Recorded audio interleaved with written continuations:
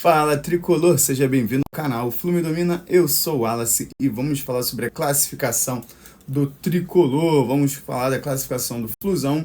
Ele vai enfrentar aí o Chelsea, que derrotou o Palmeiras por 2-1 e com a ajuda também do ex-tricolor João Pedro.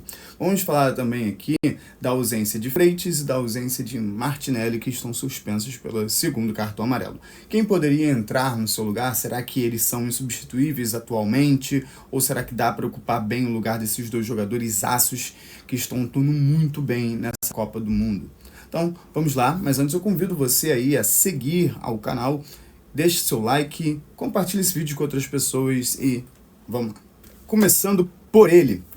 Já vou abrir aqui esse diálogo sobre o Martinelli, fazendo com que eu estou convidando você a fazer o pedido de desculpas aqui a Martinelli. Esse canal, ele foi iniciado em março, e desde março eu já fiz 2 vídeos falando o quanto o Martinelli é injustiçado. O primeiro deles foi lá no início do ano, né, lá no início do canal mesmo, lá em março, e depois um outro vídeo quando ele fez gol contra o Red Bull Bragantino, que ele fez ali o segundo gol, o Fluminense ganhou aquele jogo, foi o primeiro jogo, inclusive, do Renato Gaúcho como técnico do Fluminense. E de lá pra cá, não fez apenas esse gol de ontem contra o Chelsea, fez também gol contra o Once Caldas.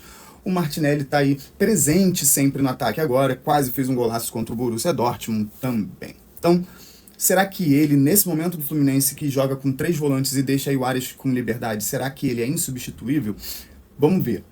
Primeiramente, quando a gente fala somente de Mundial de Clubes, ele tem aqui 90,6% de precisão de passe, ou seja, ele quase não erra passe, ao todo ele já teve aqui 155, só para vocês verem, APS, passes certos. Ele já teve 155 passes certos em 5 jogos, isso dá ao todo, peraí, cadê a calculadora? Isso dá algo em torno de 31 passes em média por jogo, ou seja, só ele tem uma média aí de 31 passes, por jogo, o que dá uma média aí de 90,6% de precisão de passe, ou seja, é uma precisão muito boa. Poucos são jogadores que estão no meio para frente, que executam passes tão bem quanto ele. E eu já fiz um vídeo lá atrás falando exatamente sobre isso.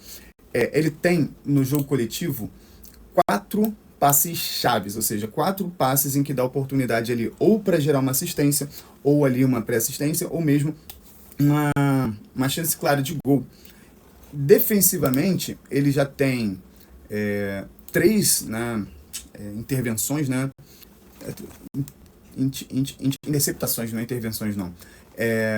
Ele teve 5 techs, que é quando chute, desarmes, e DRP, que é o dribles sofridos. Ele tem aí 5 jogos, 4 dribles, ou seja, ele tomou ou um drible em cada jogo e ficou um jogo sem tomar, ou 0,8 dribles por jogo. Isso daí, para um jogador que é defensivo, é muito bom. Quanto menor esse número, melhor, e quanto maior esse número, pior. YC, ele tem 2 cartão amarelo, por isso que ele não vai jogar agora. E quando a gente fala aí de finalização, ele tem 5 finalizações e 1 gol, ou seja, ele tem uma média aí de 5 finalizações por jogo. Uma finalização por jogo, já que foram 5 jogos e 5 finalizações. Ele sempre leva perigo nas finalizações dele. Ele está aprimorando, já que anteriormente ele ficava muito mais defensivamente. Quando ele entrou no Fluminense em 2019, ele já entrou arriscando muito, chutando, fazendo gol. Fez 2 gols, eu acho, nos primeiros jogos dele. E aí ele começou indo para trás e agora ele está mais para frente. E aí, se você for perceber que o Lima, ele executa muito bem também chute, ele dá umas pancadas certeiras. Aí você tem o Hércules, que agora recuperou talvez o bom futebol dele lá do Fortaleza, já tem 3 gols com o Fluminense, mais o Martinelli que vem vindo fazer gol. E o Bernal, que chuta muito bem. O Fluminense, além da parte defensiva tá muito boa, esses volantes chegando à frente, dando esse suporte para a parte ofensiva e dificultando talvez ali a marcação de outros jogadores, porque pensa comigo, se eles se ocuparem muito com o John Arias, algum jogador vai ficar desmarcado. E se você deixar algum jogador desmarcado que tenha essa qualidade no chute, que tenha essa qualidade no passe, melhor pra gente.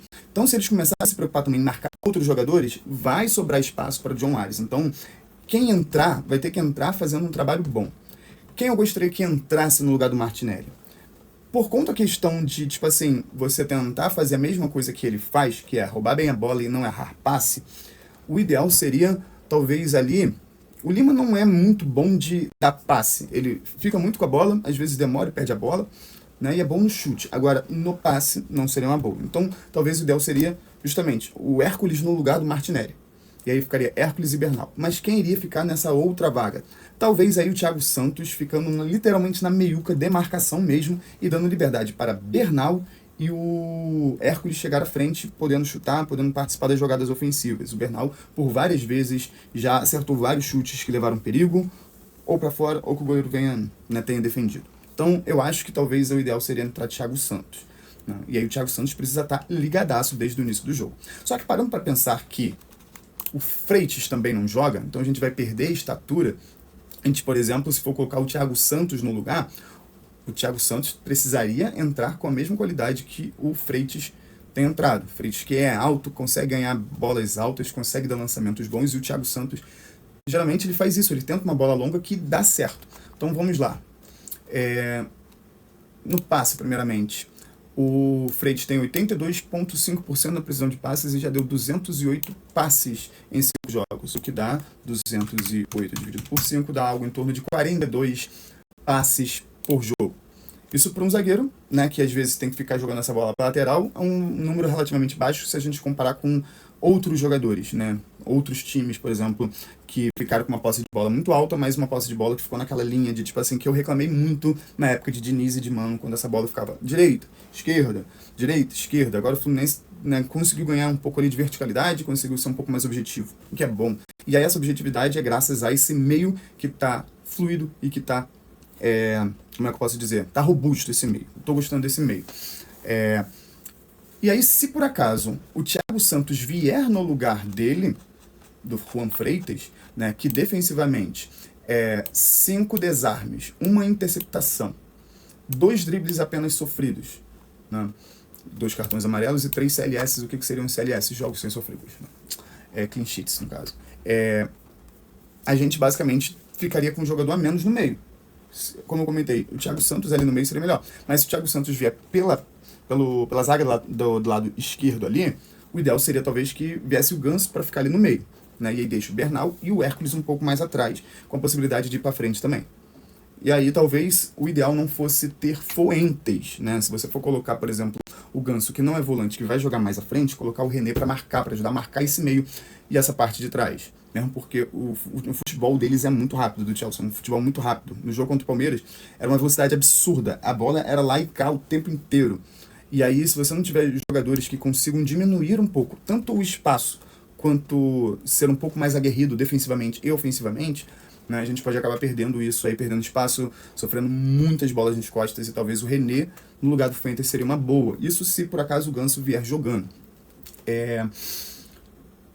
E aí, se por acaso o Thiago Santos vier, acho que seria uma boa entrar o Ganso e o René na esquerda. Mas, parando para pensar também que agora eu vou abrir aqui o nome do René. O René, nos jogos que ele entrou jogando muito bem, né? E aí, ó, defensivamente, ele teve 6 interceptações, 7 desarmes. Ele tomou 5 dribles porque quando você joga na lateral, você fica suscetível a maior abertura e maior quantidade de dribles ali a serem sofridos. Então, eu acho que talvez seja uma boa você colocar o René, por exemplo, que o René também é alto, né? 1,80 m. Não, o René não é alto, não. Por que eu imaginei que o René era alto? 1,74 m, né? Estatura média, não é alto. Estatura média. 1,74 m, né? Pra jogar ali na zaga. Ou mesmo jogar ali na lateral. Se for o Fuentes, né? Como você pode perceber aqui, ó, o René, ele ocupou uma parte aqui mais de meio de campo justamente porque ele estava defendendo mais, né? Ele não foi muito pro ataque, ficou mais até o meio para trás. E aí o Fuentes, né, jogou o que, 2 jogos? Gabriel Fuentes, foram o que, 2 jogos que ele jogou? Isso, 2 jogos. Ele já ocupou o que? Um pouco mais o ataque, para você perceber qual é a diferença de postura dentro de campo do Fuentes com o René. O Fuentes, no jogo contra o Sam, ele tomou um drible que quase saiu o gol. Ontem também, ele tomou o mesmo drible. Ele se confunde ali quando a bola está muito, né, sei lá, muito próximo dele, parece que ele não consegue enxergar bem aonde é que a bola pode ir. E aí, nessa linha, ele perdeu 2 lances ali que poderiam ter saído gol contra o Sam e ontem contra o Al Hilal.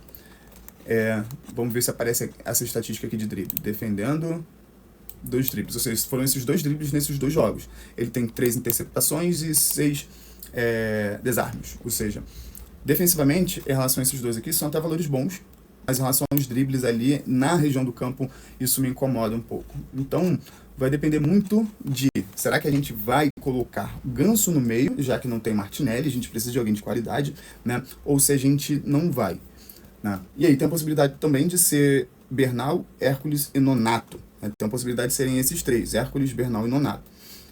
Como os três eles têm um futebol muito parecido, talvez deixar o Bernal mais para trás e o Nonato e o Hércules mais para frente. Tanto que o Nonato também já fez gol porque também chegou à frente. Talvez se esses três ficarem ali, ó, oscilando no meio, mas eu acho que talvez seria uma boa ali o Bernal, que ainda tá voltando de lesão, não jogar o jogo inteiro, já que ele jogou praticamente a partida inteira, de entrar o Thiago Santos justamente para deixar ele ali mais fixo de marcação e proteger, né, ajudar a proteger essa zaga. E em relação à bola longa, né, de ter essa possibilidade de receber essa bola e jogar essa bola para frente. Então é isso, espero que tenham gostado do vídeo. Não deixem, né, não esqueçam do seu like e não esqueçam de seguir a página, galera. Valeu, um beijo, até a próxima. Tchau, tchau.